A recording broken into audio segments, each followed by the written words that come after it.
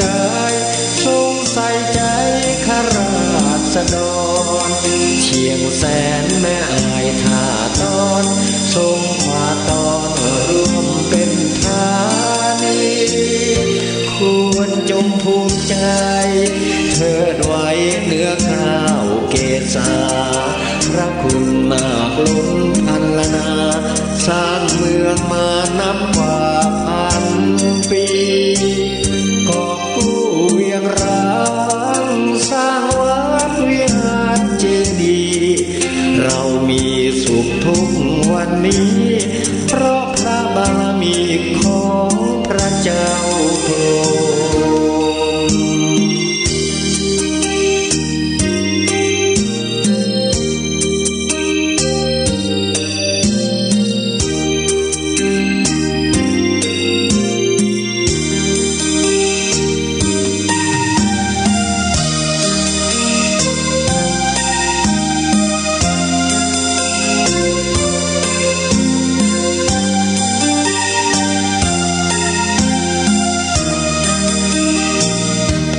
พระเจ้าคงสร้างสมเวียงชัยประการสืบลูกสืบหลานเป็นตำนานเหมือนดังละครเหนื่อยยากเพียงใดทรงใส่ใจข้าราษฎรเชียงแสนแม่อายท่าตอนทรงขวาตอนร่วมเป็นธานีควรจงภูมิใจเถิดไว้เนื้อข้าวเกศาพระคุณมากล้นพันละนาสร้างเมืองมานับกว่าพันปีกอบกู้เวียงร้างสร้างวัดวิหารเจดีย์เรามีสุขทุกวันนี้เพราะพระบารมีของพระเจ้าพระ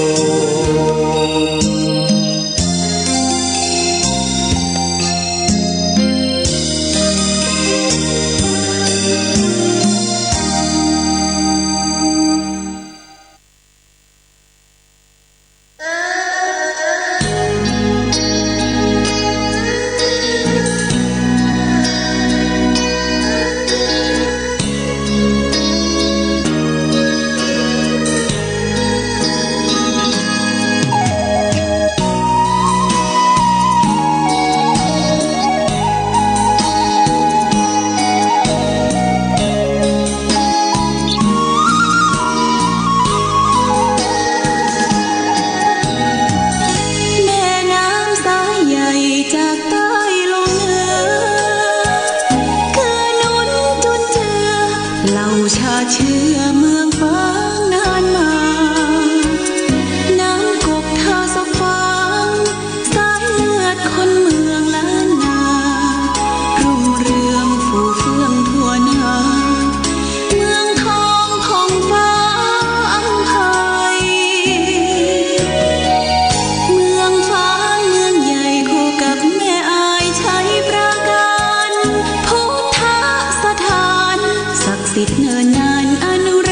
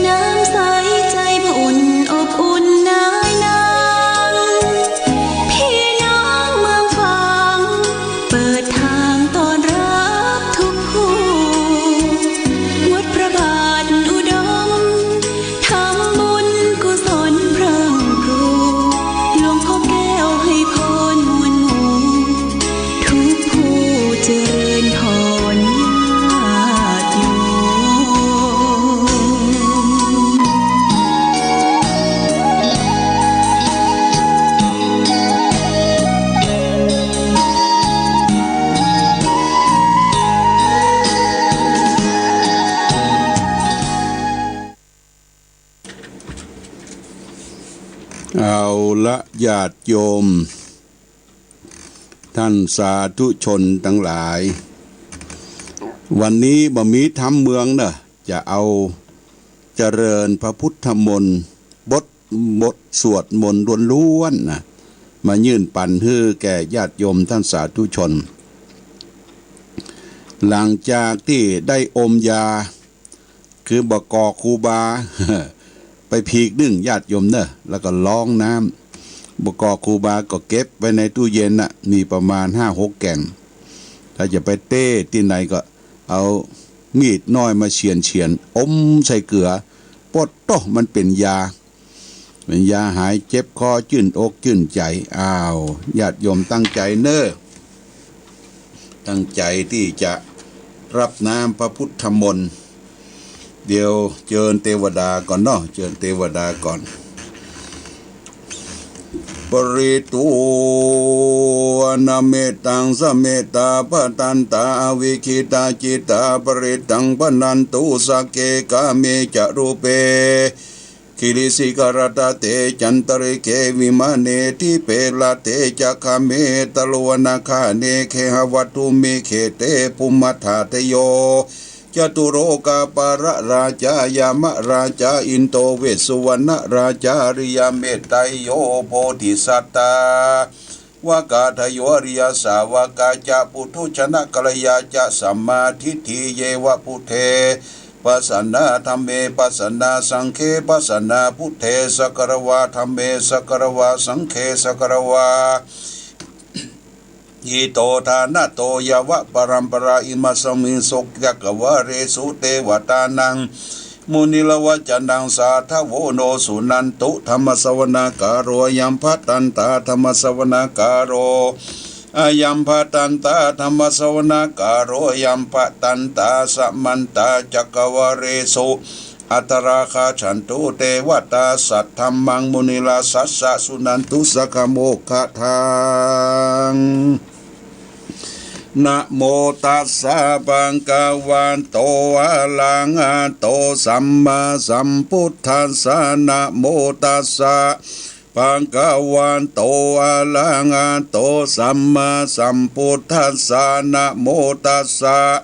ภะคะวะโตอะระหะโตสัมมาสัมพุทธัสสะโยสันนิสิโนวาลาโพธิโมเลมาลังสันเสนังโจจิตังวิจัยญาสัมโพธิมากันจิอานันตญาโนโลกุตตโมตังปานามามิพุทธังเยจะพุทธาอาทิตาจะเยจะพุทธาอนาคาตาปัญจุปันนันจะเยพุทธาอังวันตามิสัพพตาอิติปิโสภังกวาอารังหังสัมมาสัมพุทโธวิชาจารณะสัมปันโนสุขาโตโลกาวิทูวานุตตโรปุริสธรรมสารถิสัทธาเทวมนุสานังพุทโธภควาติพุทธังชีวิตังยาวะนิพพานังสารนังคาจามินาทิเมสารนังอัญญังพุทโธเมสารนังวรังเอเตนะชัจจวัชเชนะหุนตุเมชัยยะมังกาลังอุตตมังเกงะวันเตงหังปาทะปังสุงวโรตตมังพุทเทโยชาลิโตโตโสพุทโธข้ามาตุตังมังอัตถังกิโกอาลิยะปาโทชะนานังโมกขัมปะเวสญาอุชูจะมังโคธัมโมอัญญังสันติกาโรปานิโจนิยานิโกตังปานามามิสังขังเยจะธัมมาติตาจะเยจะธัมมาอนาคตาปัญจุปันนันจะเยธัมมาอังหังวันตามิสัพพทาสวะคาโตปังกวาตาธัมโมสันติติโกอากาลิโกเอหิปัสสิโกโอปันนะยิโกปัจจตังเวทิตาภูวินโยหิติธัมมังชีวิตัง ยาวะนิปานังสารนังคาจามินัตถิเมสารนังอัญญังธัมโมเมสารนังวะรังเอเตนะชัจเจวัชเชนะหุนตุเมชัยยามังกาลังอุตตมังเคงะวันเตงังธรรมันจาตุวิตังวะรังธัมเมโยชาลิโตโทโสธัมโมคัมมาตุตังมังมังสังโฆวิสุทโธวราตกินายโยสันตินทะลิโยสัพพะปะราปะหิโนกุเนหิเนเกหิสัมมาติปัตโตอานาสโวตังปนามามิสังฆังเยจะสังฆาติตาจะเยจะสังฆานาคาตาปัญจุปันนันจะเยสังฆาอังหังวันตามิสัพพตาสุปฏิปันโนภังกาวะโตสาวกสังโฆโอจุปฏิปันโนภังกาวะโตสาวกสังโฆยายาปฏิปันโนภังกาวะโตสาวกสังโฆสามีจิปฏิปันโนภังกาวะโตสาวกสังโฆยะทิตังจัตตาริปุริสายุคานิอัตถปุริสาปุคาลาเอสะภังกาวะโตสาวกสังโฆอาหุนายโยปาหุนายโยทักขินายโยอัญชริการะนิโยอนุตตรังปุญญาเขตังโลกัสสติสังฆังชีวิตังยาวะนิปานังสารนังคาจามินัตถิเมสารนังอัญญังสังโฆเมสารนังวรังเอเตนาชัจเจวัชเชนะหุนตุเมชัยยามังกาลังอุตตมังเคงะวันเตตังสังขันจาตุวิทุตตมังสังเคโยชาลิโตโตโตสังโฆคัมมาตุตังมามังเอเจวะมัตตตันนานัสสะมานังนามัสสะมโนรัตตานัตตัยยังปุญญาปิสันตังวิปุลังอาราตังตัสสานุภาเวนะนาหันตรายโยเอวะเมสุตังเอกังสมัญญังภะคะวาสาวัตถิยังวิหาลันติเชตะวันเนอนันทะปินดิกัสสะอาระเมตัทธะโคภังคะวาภิกขุอามันเตสีภิกขโวติภาตันเตติเตภิกขุภังคะวะโตปัจจัสโสสุงภะคะวาเอตตะโวจาเมตตายาภิกขเวเจโตวิมุตติยาอาเสวิตายาภาวิตายาภาหุลีกาตายายานิกาตายาวัตถุกาตายาอนุทิสายาปริจิตายาสุสามรัตายาเอกาทัสสานิสังสาปฏิกังขากัตตมิเอกาทัสสะสุขังสุปฏิสุขังปฏิปุจฉตินะปะปะกังสุปินังปัสสติมนุสสานังปิโยโหติอมนุสสานังปิโยโหติเทวตารักขันตินาสะอังคิวาวิสังวาสัตตังวากามติตุวัตังจิตตังสมาธิยติมุขวันโนวิปัสสิสติอาสัมมูลังโหกาลังกาโลติอุตตริงอปติวิชันโตพระมะโลกุปโกโหติเมตตายาภิกขเวเจโตวิมุตติยาอาเสวิตายาภาวิตายาภาหุลิกตายายานิกตายาวัตถุกตายาอนุทิสายาปริจิตายาสุสามรัตยาอิเมเอกาทัสสานิสังสาปฏิกังขาติอิธามโวจาภคะวะอัตตมนาเตภิกขุภคะวะโตภาสิตังอภินันทุนตินะโมเมสัพพะเทวานังสัพพะการังหะจะเทวานังสุริยันจะปะมุนจันจะสสีภูโมจะเทวานังวุโธราพังภวิชาติชีโวสุกโรจะมหาราพังโสรุรังโหเกตุจะมหาราพังสัพพะพยังวินาสันติสัพพะทุกขังวินาสันติสัพพะโรกังวินาสันติลักขณาอังหังวันตามิสัพพตาสัพเพเทวมังปารยันตุสัพพตาเอเตนะมังคละเตเชนะสัพพะโสธีภวันตุเมนะโมเมสัพพะพุทธานังตัวติงสาวาลาลักขโนตันหังกะโล มหาวีโรเมตังกะโรมหายาโสสารนังกะโลโลกาอิโตติปังกะโลสุตินทัลโลกุญจันโนจันนะปะโมโคมังกะโรปุริสาสะโปสุมาโนทิโรเรวะโตรติวัตโนโสปิโตคุณะสัมปันโนวันโนมาสัตถิ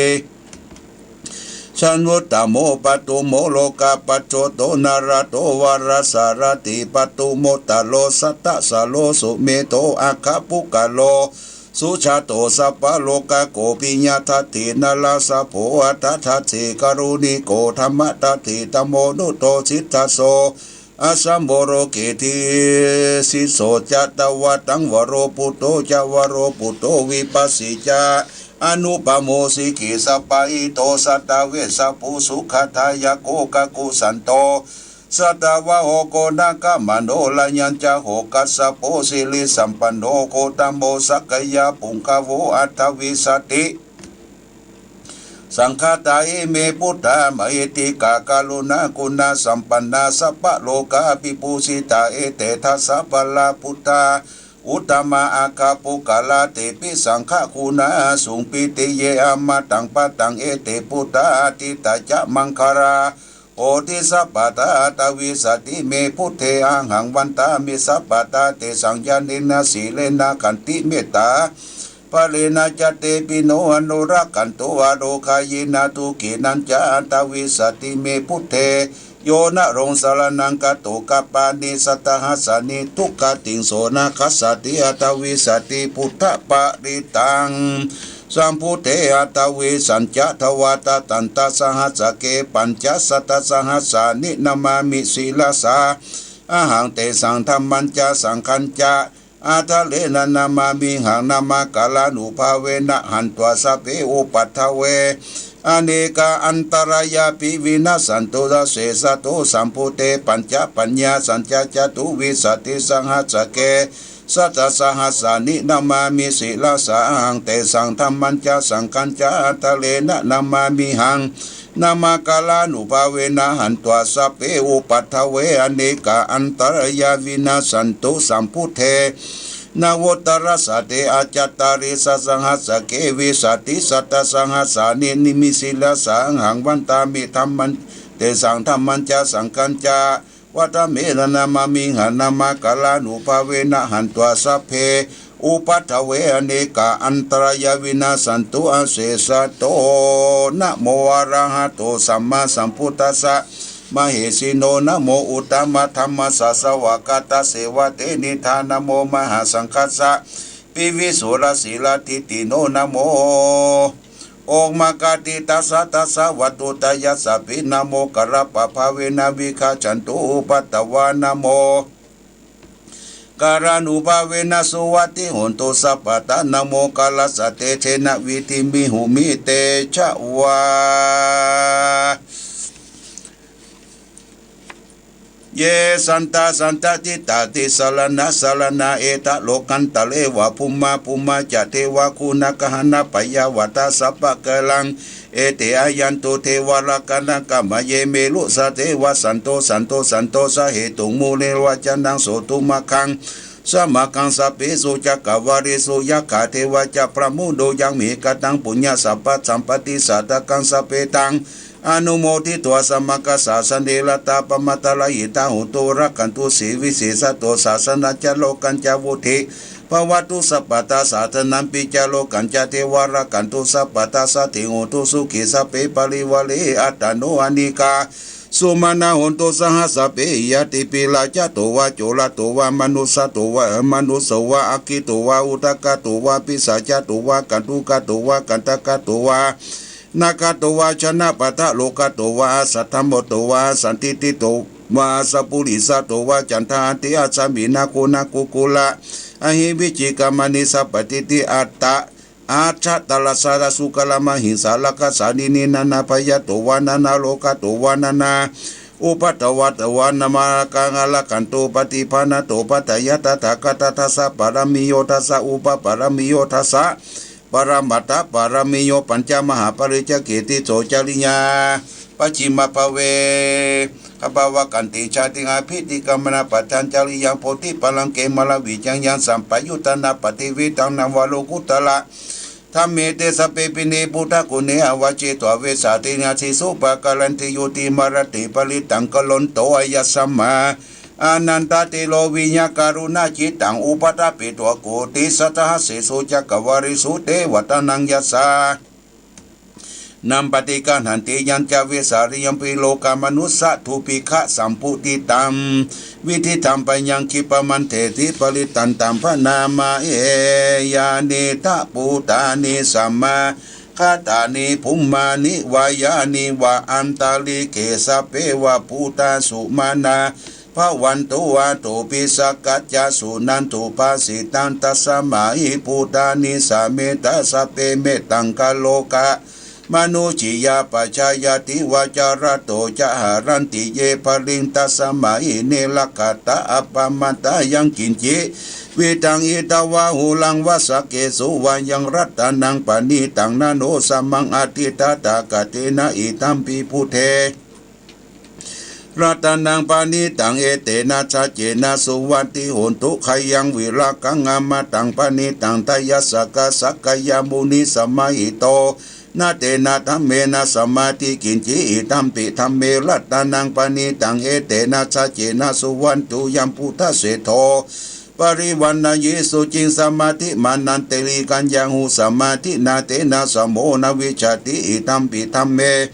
รัตนังปานิตังเอเตนะชาเจนะสุวันตุเยปุคลาอัตตสตังปัสสตาจัตตาริเอกานิโยกานิหุนติเตทักขินายาสุขตัสสาวกะเอเตสุตินานิมหาปลานิอิตัมปิสังเครัตนังปานิตังเอเตนะสัจเจนะสุวัติหุนโตเยสุปยุตตามนัสสะทันหินานิกามิโนโคตมัสสะสนามิติปฏิปตาอมตังวิคังหรัตตามุตานิปุติปุญชมานาอิตัมปิสังเครัตนังปานิตังเอเตนะสัจเจนะสุวัติหุนโตยะถินตะกิโลปัทเวงสิโตสิยาจตุมปิวัตเตปิอาสัมปะกะปิโยตถุบังสะปุริสังวัฏามิโยอริยสัจจานิอเวจปัสสติอิทัมปิสังเครัตนังปานิตังเอเตนะสัจเจนะสุวันตุเยอริยสัจจาวิปายันติคัมปิละปัญเยทาสุเทสิตานิกินจาปิเตโหติสุทัปปมัตตานะเตภวังมัทธมัทธดิยันติอิตัมปิสังเครัตนังปานิตังเอเตนะสัจเจนะสุวัติอุทหาสหวัสสะทัสสนะสัมปทายะจตุตัมมาอาชาตินาวัตันติสกายติติวิจิกิทันติศิลปตังวัติพัทธิกินจิจตุปลาเยหิวิทัปปมุตโตจะอภิฐานาติอาปะโภกตุหิตัมปิสังเครัตนังปานิตังเอเตนะสัจเจนะสุวัติอุตุกินจาปิโสกัมมังกโรติปะปะกังกายเยนวาจาอุตเตสตาเอทาโพโสปรัสสะปฏิจจายะอภปตายติตาปัฏฐัสสะบุตตาติธัมปิสังเครัตนังปณิตังเอเตนะสัจเจนะสุวันตุวนัมปะคุมเพยะถาพุทธติติเขคิมหานะมาเสปัทมัสมิงคิเมปทุปมังธรรมวรังอติสยินิพานาคามิงปรเมง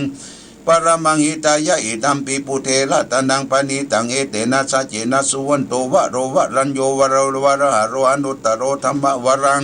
อาทิสยิอิตัมปิปุเทระตนังปณิตังเอเตนะสัจเจนะสุวันโตขีนังปุลานังนาวังนาติสัมปวังวิลาตติตายติเกภวสมิเตขีนาพิจาอวิโลนิฉันทานิพันธิรายะตายัมปติโปอิตัมปิสังเครัตนังปณิตังเอเตนะสัจเจนะสุวัติอุโตยานิทัพพุตานิสัมมากัตตานิภุมานิวายานิวะอันตลิเคตถาคตังเทวมนุสสะปุติตังเทพุทังนามัสสะมัยสุวัติอุโตยานิทัพพุตานิสัมมากัตตานิภุมานานิวายานิวะอันตลิเคตถาคตังเทวมนุสสะปุติตังธัมมนามัสสะมัสุวันติอุโตยานิทัพพุตานิสัมมากัตตานิภุมานิวายานิวะอันตลิเคตถาคตังเทวมนุสสะปุติตังสังฆังนามัสสะมัสุวัติอุโตรัตนาสุตังนิติตังการณิยามัตตกุสาเลนะยันตังสันตังปะตังอภิสัมมิจาสกุสุจัสสุจัสสุวะสุจัสสมุโต อนาติมาเนสันตุจัสุปโลจะอาปากิโตจะสลาอุงกาวติสันตินโตริโยจันติปะโกปะอาปะโกกุเลสุอนันตุกิโตนาคุตลังสมาจริกินเจเยนะวิญโยปะเลอุปวัตโยสุขีโนวะเกมิโนอนตุสัพเพสัตตาปวันตุสุขิตายะกิจิปนะปุตตติตาสาวาตาวราวานาวเสสติกาวเยมหันตมามัชชิมารัสกานุกตุลาติตาวเยจาติตาเยจตุเลวสันติอเวทุเลพุตาวสัมภวิสีสเปสัตตาปวันตุสุขิตตานะปโรปรังนิโกเปตายติมันเยตานาตินังกินจีพยาโลสนาปฏิกาสัญญานัญญมัญญาทุกามิจยามาตายะตานิตาปุตังอายุกายกปุตังมนุลเกวัมปิสัพปุเตสุมานาสัมภวะเยอปาลิมานังเมตัญจะสัพพโลกัสสมิงมานาสัมภวะเยอปาลิมานังอุตังอโตจติลิยัญจาสัมปตังอเวลาสัมปตังนิตัญจลังนิสินโนวาสยานโนวายวัตวิตาตเมโตเอตังสัตติงอาติตยาปรมาเมตังวิหารังอิตัมโมตินตินจะอนุปกรรมศีลวัฏสเนนะสัมปันโนกามิสุวินัยเกตังนาหิชาตุข้าพสยังปุณเลติติการณิยาเมตตาสุตังยะโตหาภคินีอริยาชาติยาชาโตนะพิชานามามิสัญจิจาปนังชีวิกาวโรเปตเตนะสุติติอันโตโสเตกัปปัสสะโพสังโฆสติตังกโตธรรมนังวิจยังโพสังโฆสติสังกโตธรรมนังวิจโยตถาวิริยัมปิติปัสสติโพสังฆาจตถาปะเลสมาธุเบกาโพสังฆาสติเตสัพพะสินามุนินาสัมมาทักกตาภวิตาภหุลิกตาสังวัตตันติอาภิญญาญาณิพานายะจะโพธิยะเอเตนะสัจวัจจินาสุติเตอุตุสัพพตาเอกสัมมิงสมัยเยนะโถโมคาลานันจักกัสสะปังคิลาเนทุกิเตที่สวาโพสังเกสัตตาเจตติเจตนังอภินันติตัวโลกามุจิงสุตังกาเนเตนะสัจวัจจินาสุติเตอุตุสัพพตาเอกทาธรรมราชาปิเคลันเยนะปิปิลิโตจุนทัตเถเลนะตัญเยวาปนะเปตัวนะสาทลังสัมโมทิจะอาปทา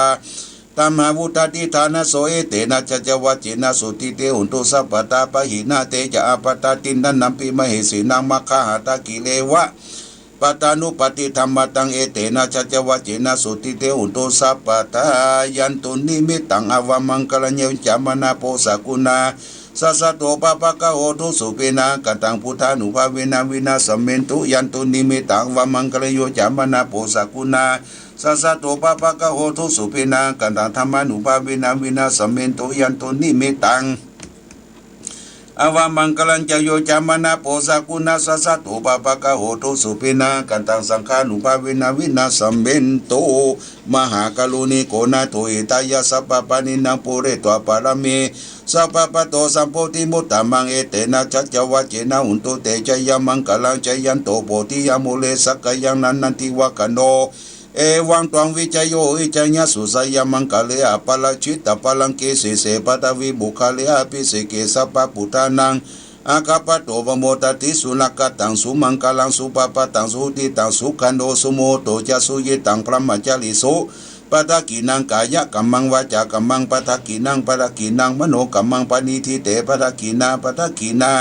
นิกัตวนาลปันเตปัตกิเน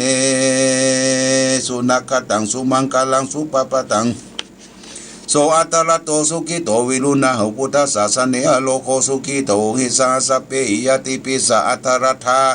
สุขิตาวิโลนะพุทธศาสเนอโลกาสุขิตาหุยสังสเปหิยติปิเตอัตระธาสุขิตาวิโลนะพุทธศาสเนอโลกาสุขิตาอุตสังสเปหิยติปินัตติเมสะละนังอัญญังพุทโธเมสะละนังวะลังเอเตนะจัจวัจเจนะอุนโตเตจยมังกลังนัตติเมสะละนังอัญญังธัมโมเมสลานังวาลังเอเตนะชัจวัจเจนะอุนโตเตชยมังกลังนัตติเมสลานังอัญญังสังโฆเมสลานังวาลังเอเตนะชัจวัจเจนะอุนโตเตชยมังกลังยังกินจีรัตนังโลเกวิสัติวิวิตังพุทโธรัตนังพุทธสมานาติตาสมาสุติภวันตุเตยังกินจีรัตนังโลเกวิสัติวิวิตังพุทโธรัตนังธรรมสมานาติตาสมาสุติภวันตุเตยังกินจีรัตนังโลเกวิสัติวิวิตังพุทโธรัตนังสังฆะสมังนาติตาสมาสุติภวันตุเตหิริโอตปะสัมปันนาสุขธรรมา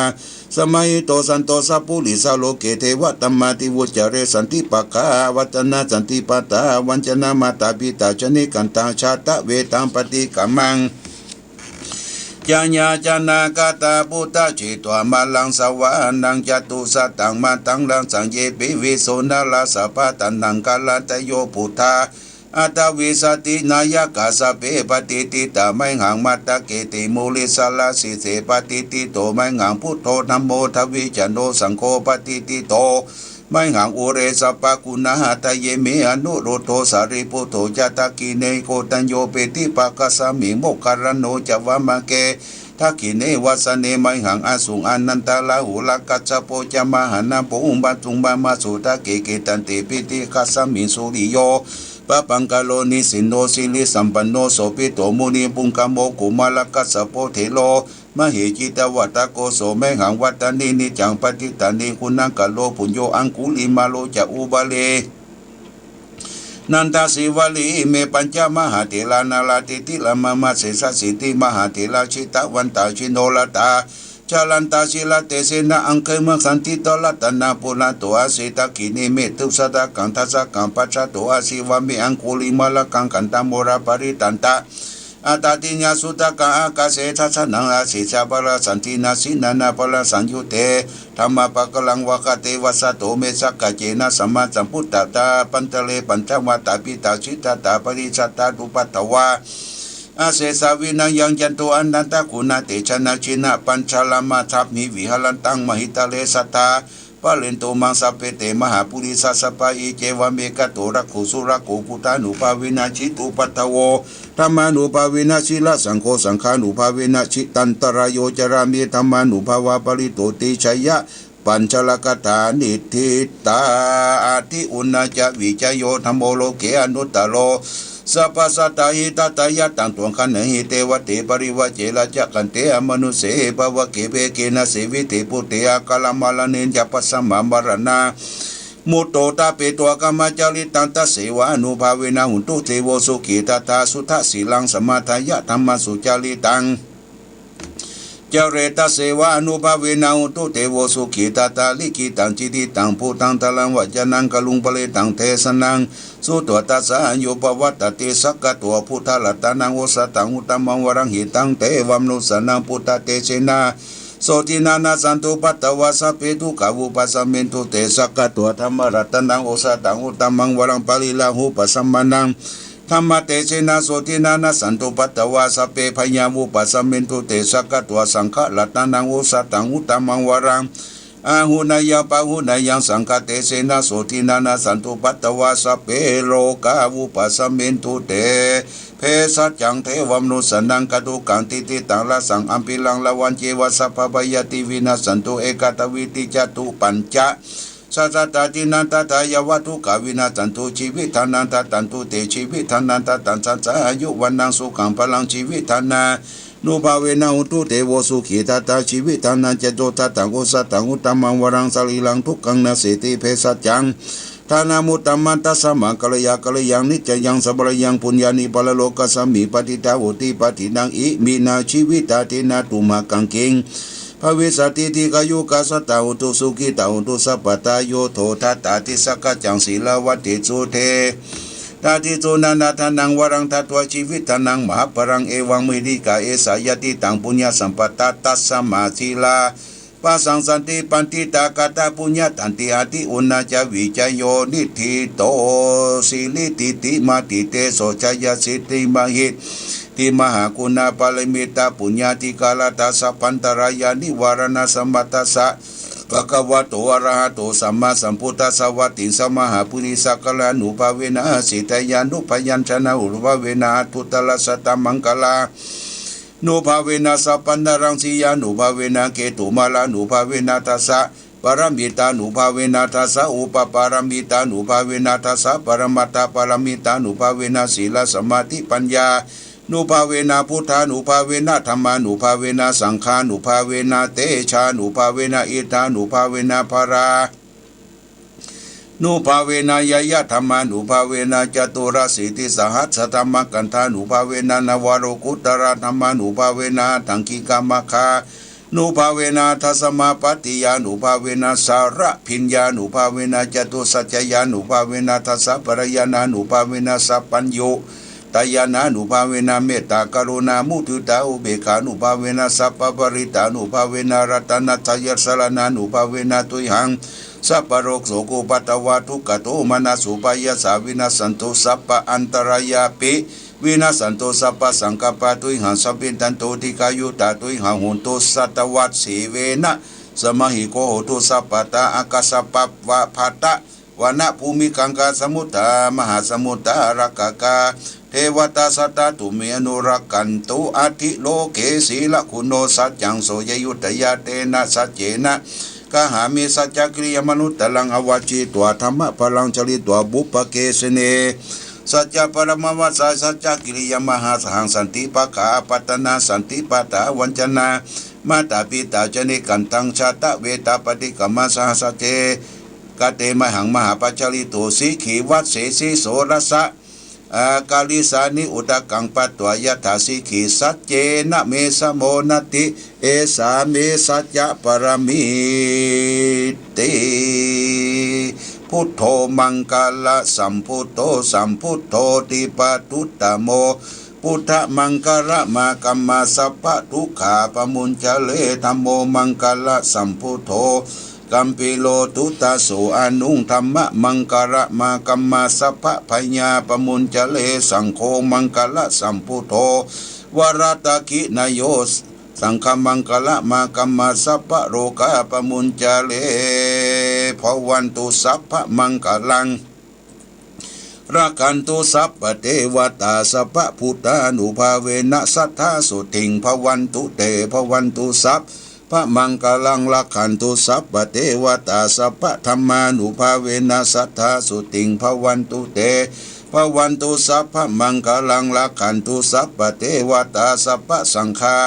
นุภาเวนะสัตตาสุติงภวันตุเต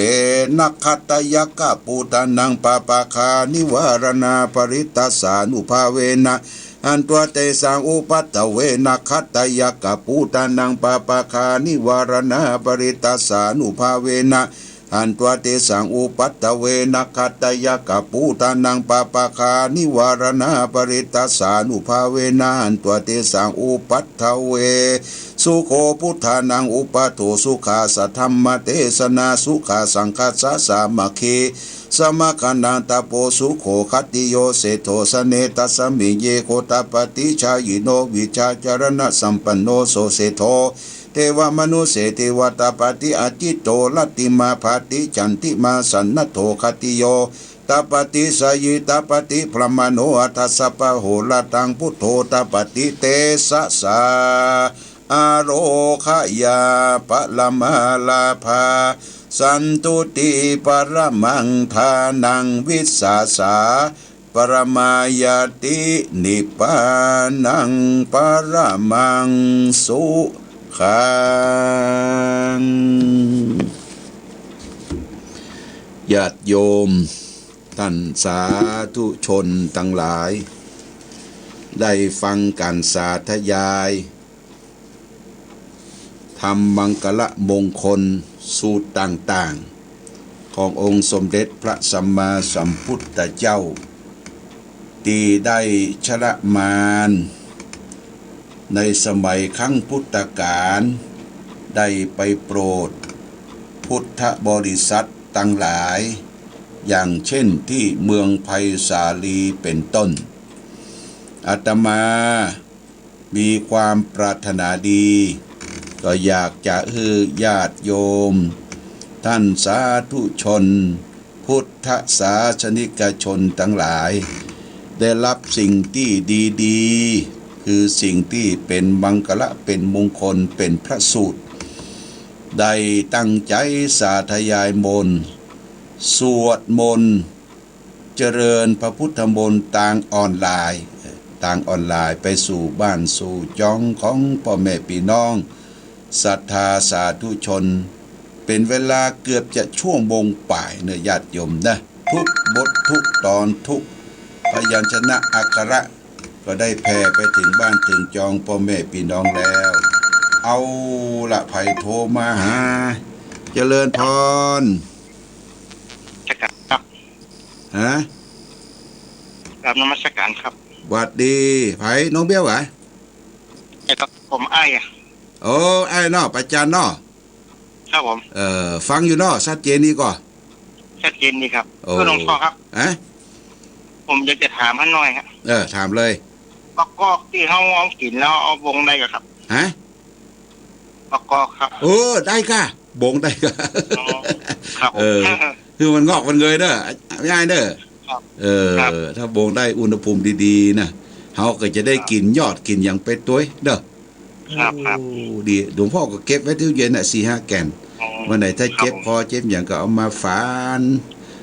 ใส่เกลืออมเอกอะวันนี้ก็อมบอกกอกได้กะแกนบงครับแกนบงเด้อแกนบงเด้อได้กะครับครับอยู่ดีวีสุกเด้อย่าเด้อผมฟังจากดอยหมอกนะครับเนี่ยโอ้ดอยหมอกเดลิโอเนาะครับพอที่นอกกลางคืนดีละเรา14นะครับของท่านลุงน้อยสุวรรณนะครับก็14ของพน้อยสุวรรณเนาะครับดอยหมอกเรดิโอเนาะครับผมขอบคุณมากเนอะเจริญพรอยู่ดีมีสุขรับฝันดีเนอะเจริญพรญาติโยมท่านสาธุชนใครจะมีหยังอู้จากันเนาะในช่วงเวลานี้ก็เหลือแค่15 นาทีก็จะได้พักผ่อนรับนอนเอาให้เอาแหงเจริญพรแม่อ้วนยาวปากขอคอนไม่ได้ปากทางเจริญยาวขอให้กำมาบอกกอกเสียงล่ะยาวได้น้ำมนต์แล้วเด้อจะได้จะกินแล้วกินกันยาวอยู่ดีมีสุขแน่แม่อ้วนนะยาวสุขเจริญพรขอบคุณโมทนาสาธุแม่อ้วนบ้านปากทางเจริญโมทนาสายต่อไปแต่ต่อไปเนอะอู้จาทักทาปลาใสแม่น้อยสุขสบายเจริญพรแม่น้อยสุขสบายเจ้าค่ะไว้สาเจ้าค่ะหลวงพ่อโอ้ยแม่เอาน้ำมนต์ด้วยเนอะได้แล้วบ่เจ้าปวดท้องได้แล้วเจ้าอุ้ยก่อนนั้นมันได้เลยมันออกไม่เกินเดียวก็หายแค่ไปเหี่ยบออกอากาศวันนี้เต็มที่เลยน้ำบนออนไลน์เจ้าโอ้ยดีมากๆเลยหลวงพ่อดีละแม่ไปไหนมาได้แล้วมาเดียวเนี่ยกินน้ำมนต์ติ๊กสัจจะกินให้มันชื่นใจก็พอละเนอะเจ้าแม่เดี๋ยวนี้แม่นั่งรถเข็นนะหน่อยนุสบายรับไฟเข็นเถอะเข็นเองนะจ๊ะเอามือหมุนดีช่วยตัวเองได้อยู่นะว่าเรามีโอกาสจะไปเยี่ยมหาเด้อไม่น้อยเจ้าค่ะกราบไหว้สาเจ้าค่ะเจริญพรแม่น้อยสุขสบายเวียงปากเป่าโอ้กำลังใจอยู่ดีมีสุขเนอะเจริญพร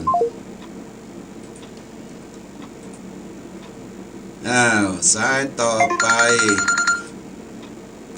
คุณพิษสมัย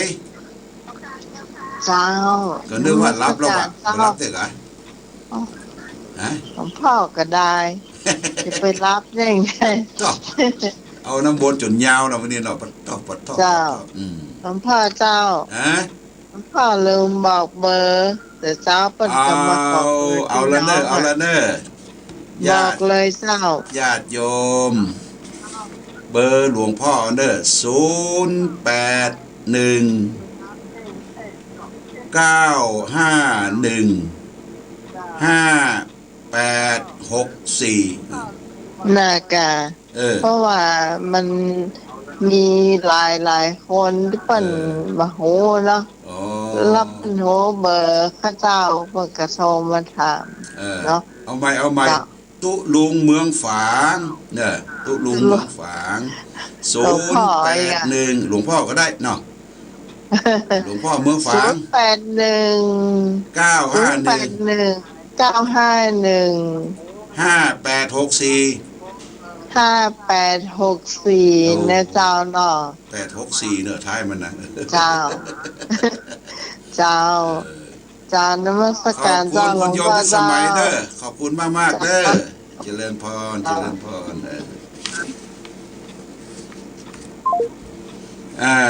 คุณโยมพิสมัยสุริโยดอนบ้านดอนตันนี่สายเดียวกันเด้อ093-6590-332โลจากไหนไหว้สาเจ้าหลวงพ่อจากหนองบัวสุรการเจ้าหนองบัวชัยประการชื่ออย่างเหรอแม่สีทอนเจ้าแม่สีพานเจ้าได้เรียบร้อยน้ำมนต์จริงน้ำขมิ้นต้มปล่อยเจ้าได้แล้วเจ้าได้ทุกวันศุกร์ต้องอยู่ใกล้กันนี่หรอกบักขาดบักขาดสักศุกร์หลวงพ่อนั่นกัน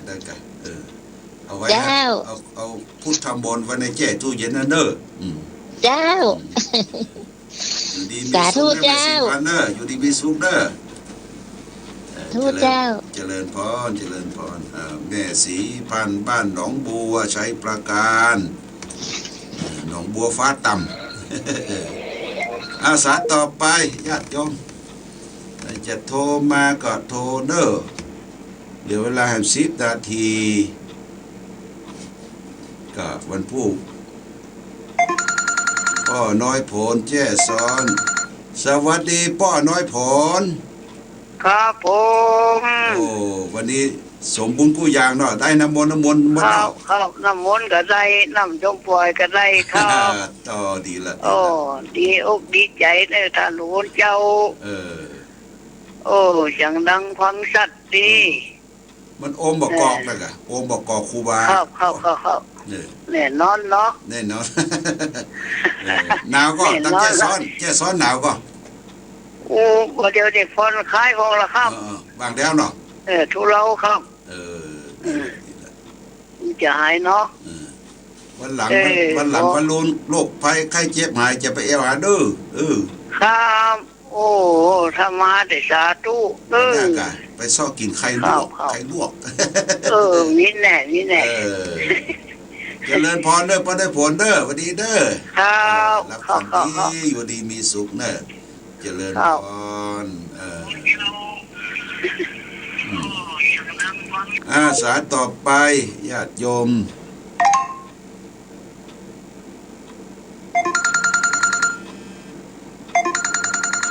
082-6480-427เจริญพรไปสาเจ้าหลวงพ่อหายจากที่ไหนจากบ้านแม่ซุกอำเภอบางเหนือเจ้าแม่เกียงคำเจ้าแม่เดี๋ยวแม่เกียงคำเจ้าบ้านซุกเหนืออำเภอบางเหนือเจ้าจังหวัดลำปางแม่ซุกเจ้าบางเหนือเนาะเจ้าโอ้ชัดเจนเลยแม่วันนี้เนาะเจ้าชัดเจนดีเจ้าปดต่อได้นี่มุดเลยได้ทั้งคาถาทุกอย่างเลยโอ้คาถายาวเด้อวันนี้นะเจ้ายาวเจ้าขอดมาสวดบนบดเอาไหลแมงแต่โควิดเด็กไหลโรคไหลไฟเนาะไหลโรคไหลไฟทั้งหลายทั้งปวงอยู่ดีมีสุขโยมแม่อยากได้ท่านประกอบสักลูกหนึ่งปดท่อมันเลียบะแก้นเลียบะลายแก้นจะเอาอยู่หรอเก็บเดี๋ยวมันได้แล้วเจ้าเดี๋ยวก็ส่งไปเนาะเอาไว้แป่งยาด้วยเจ้าไว้แป่งยาแก้ตู้เย็นนะเอาเจ็บคอเขาก็สารฝานมากินโอ้หายโรคหายภัยบอกว่าครูบาไปอย่างเจ้าของครูบาศรีวิชัยเนาะครูบาเจ้าศรีวิชัยเนาะครูบาเจ้าศรีวิชัยเพิ่นมาได้95 ปีละต้นบอกกอกอยู่ที่วัดเนี่ยโอ้เคยมาก่อนมึงฝานยังอยู่เจ้ามึงเคยไปเถอะเจ้าเดือกอะเข้าภาษาหน้านี่เด้อจะได้มาฟังเทศใหญ่เด้อแล้วท่านนี่มึงไปอยากไปอยู่โอ้น่ามาเด้ออยู่ดีมีสุขแม่เกี่ยวคำเด้อสวัสดีเด้อเจ้าไว้สาเจ้าเจริญพรเจ้าไว้สาเจ้า แม่เกียงคำบ้านแม่ซุกอำเภอวังเหนือจังหวัดลำปาง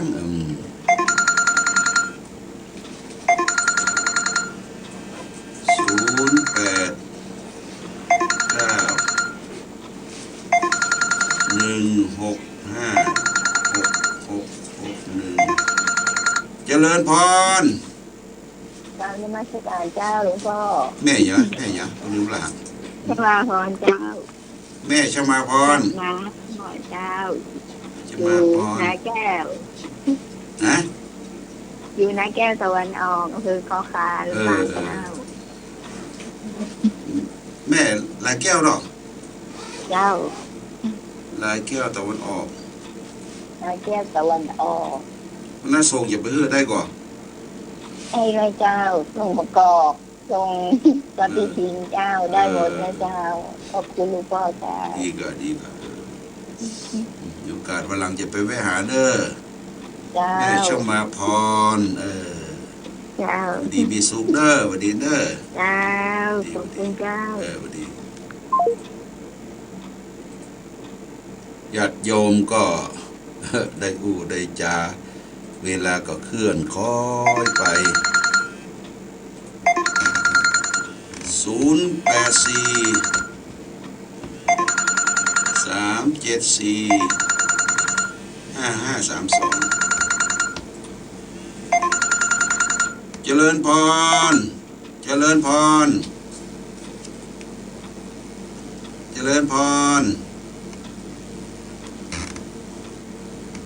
ัลโหล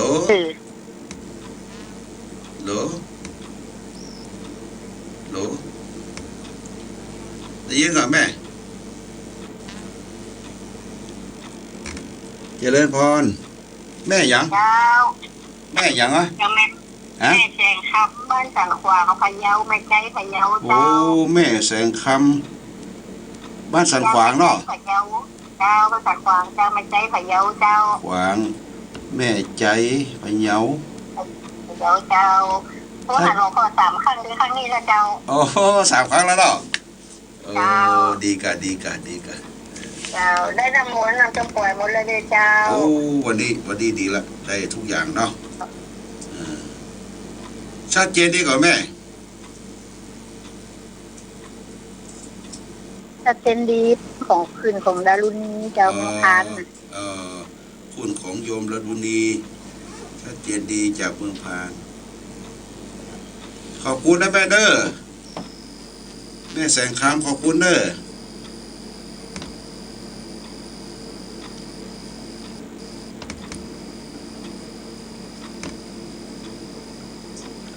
ขอบคุณ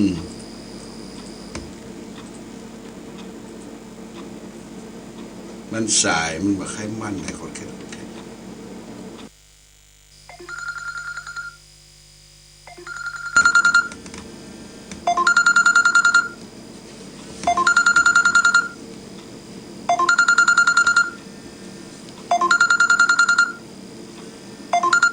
เจริญพร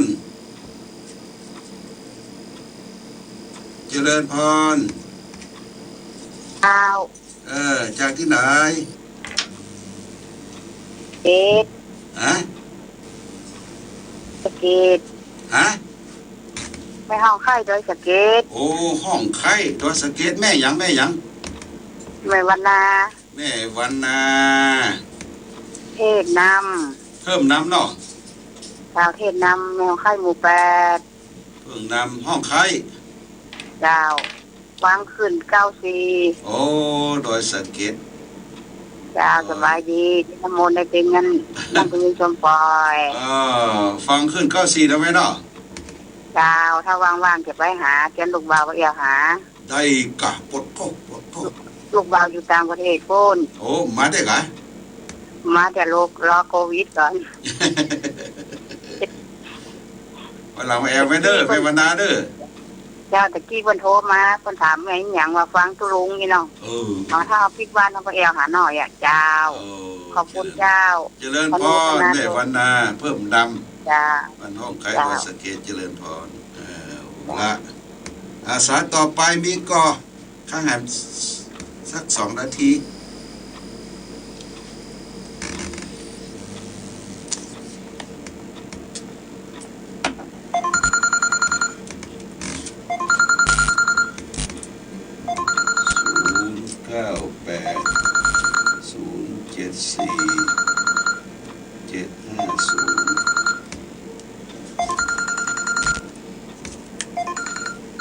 ฮัลโหลเมื่อสาเจ้าจากที่ไหนจากปางกับแป้งหินเทพเสด็จเจ้าฮะปางกับแป้งหินเทพเสด็จให้เจ้าร้อยสเก็ตเจ้าสเก็ตแม่หยังแม่นวลเจ้าแม่นวลนามสกุลเหรอยอดคำปันเจ้ายอดคำปันเขาไม่ขั้นโทขนาดโทตึงปิ๊กบ้านหยังแม่บ้านหยังบ้านปางกับแป้งหินสันกำแพงปางกับแป้งหินก็เป็นปลาเมี่ยงนะเจ้าปลาเมี่ยงด้วยสเก็ตต่อเจ้าเทพเสด็จเจ้าตำบลเทพเสด็จเจ้าสเก็ตตำบลเทพเสด็จอำเภอดอยสะเก็ดฟังชัดเจนก่อนแม่ชัดเจนดีเจ้าก็เคยได้ยินก่อนตำบลเทพเสด็จนี่เคยได้ยินเลยอยู่อำเภอดอยสะเก็ดแต่เป็นตำบลมันเป็นปลาเมี่ยงอ่ะปลาเมี่ยงใกล้ๆพวกใกล้ๆอันพุทธบูชาพวกเลยพระเจ้าเลยเข้ากรมดินฮะเนาะเข้ามาทางในเจ้าที่ตรงนี้โหนสลิงมีอย่างอ่ะมันจะไปโพสต์ปุ่นก่อนโพสต์ลำปางอ่ะเคยเส้นทางนั้นเคยขึ้นไปแม่เคยมากะเคยไปกะไปโพสต์แจ่ซ้อนมาไหนจ้าแม่ละตำบลเทพตำบลเทพเสด็จเจ้าเทพเสด็จมาทั้งฝั่งแฟนก็ได้ฝั่งแฟนก็ได้เนาะมาทั้งขาหมูภูเก็ตนะเห็นว่ามันได้ถึง2 ทางเจ้าฟังชัดเจนก่อนคุณชัดเจนกันเจ้าแม่ก็ฟังเอาน้ำมนต์โดยเจ้าดีละโมทนาสาธุเนอแม่นวลเนาะแม่นวลยอดปีหน้าจะขอบอกกอก1 ปีหน้านะปีนี้บัดดันเนาะปีนี้บัดดันละก็ปีหน้าโทรมันบัดติดอ่ะปีนี้หน่วยนักแต่นั้นมันโทรบัดติดกันหรอปีนี้หน่วยหลายปันแกนนะต้นเดียวนะก็ได้เนาะปีหน้าก็เอาเด้ออยู่ดีมีสุขแม่คำนวณเนอะแม่คำนวณยอดคำปันเอาละญาติโยมท่านสาธุชนท่านทั้งหลายก็คงจะได้เวลาเนาะเวลาราตรีสวัสดิ์กันเพราะว่าก็อู้กันมาตั้งแต่8 โมง10 โมงเจริญพรป้อตุ๋ยเล่าปะก้อยภาษาครับผมชัดเจนฟังอยู่ก็ได้เราปะก้อยอ่ะครับผมครับที่จัดรายการตะกี้ตอนเดี๋ยวแรกกับมุกพอดีไม่ได้ฟังเมื่อแล้วครับไม่ยุ่นร้อยติดในห้องนอนมันเสียเมื่อแล้วครับแล้วก็ลานกำลังมาดีละครับแล้ววิทยุทั้งนอกบ้านวิทยุใหญ่แล้วอยู่ทั้งบ้านทั้งนอกบ้านไว้ทั้งสวนอะไรอย่างเงี้ยครับแล้ววันนี้หลานสาวเอาวิทยุน้อยมันก็เหมือนได้ฟังทุกเจ้าทั้งเสื้อมือไล่ครับพยายามแบบสักอันเด้อวิทยุน้อยเด้อติดไปในเนี่ยการที่ไหนก็เอาไปด้วยนะสบายดีเนาะตุ้ยเนาะสบายดีเนาะครับผมสบายดีครับผมครับเราปะก้อยกับมะนาวแล้วบุญเนาะหนาวเนาะมะนาวครับผมครับเพราะมันเย็นมกพอนะครับผมครับเหมือนกันช่วงก่อนมะนาวครับผมอยู่ดีพี่สูงเด้อตุ้ยเด้ออยู่ดีพี่สูงเด้อครับผมครับธรรมศาสตร์ครับผมเอาละญาติโยมท่านสาธุชนท่านพุทธบริษัททั้งหลายติดตามรายการธรรมะประทีปส่องต่างภาคกลางคืนเอามาสายสวัสดีแม่บัวสวัสดีจ้าการรักษาเจ้าแม่บัวอย่างเนี่ยใช่แม่บัวขับเจ้า ชัดเจนดีกว่านะ มีแรงพระแจ้งมีของเราเจ้า โอ้ดีละดี ได้ ละ กำมลแล้วเนอะ สุดยอดสุดยอด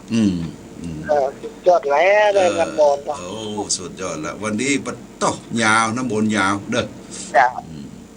เรื่องเราหลอดเขากินโต้กินไปก่อนเราน้อยมีสองโคตร คนติดเหล้าตียาก็ได้นะไม่ไหนเขากินเด้อหายหมดอ่ะปิดคนติดเหล้าตียาหายปิดหมดอ่ะเด้อเจ้าแม่อยู่ขอมาขอเงินก็ละอ่อนเขา ได้ฟังแบบตุ้งๆกันไม่ได้ฟังมันได้น้ำมนต์อ่ะมันตกหมดแน่ ทุกแล้วมันบ่ค่อยดีอินเทอร์เน็ตบ่ค่อยดี เขาสตินี่เด้อ ขอบคุณนะแม่บัวเด้อแม่บัวคำ เจ้า ขอบคุณ เจ้า เจริญพรเจริญพรหวัดดีหวัดดี เจ้ากระสาเจ้า เอาละญาติโยมท่านสาธุชน ก็เป็นว่าในค่ำคืนวันนี้เราได้มาพบหลวงพ่อก็ได้เสกซ้อมย้อมยศเป็นพระสูตรต่างๆขององค์สมเด็จพระสัมมาสัมพุทธเจ้าผ่านขึ้นไปตามอากาศทั้งขึ้นแม่อายใช้ประการฝางและขึ้นสีขาวไปทั่วเนอะเพื่อไปกำจัดไล่ไอ้โควิด-19เนี่ยบ่ฮือมาใกล้บ้านเฮาเนาะคือมันปัดไปกับลมไหลไปกับน้ำไหม้ไปกับไฟสุดท้ายนี้ขอคุณพระศรีรัตนตรัยจงปกปักรักษาญาติโยมท่านสาธุชนทุกท่านเพื่อได้มีความสุขความเจริญประกอบไปด้วยอายุวรรณะสุขภาพเหมือนกันทุกท่านทุกคนด้วยเถิด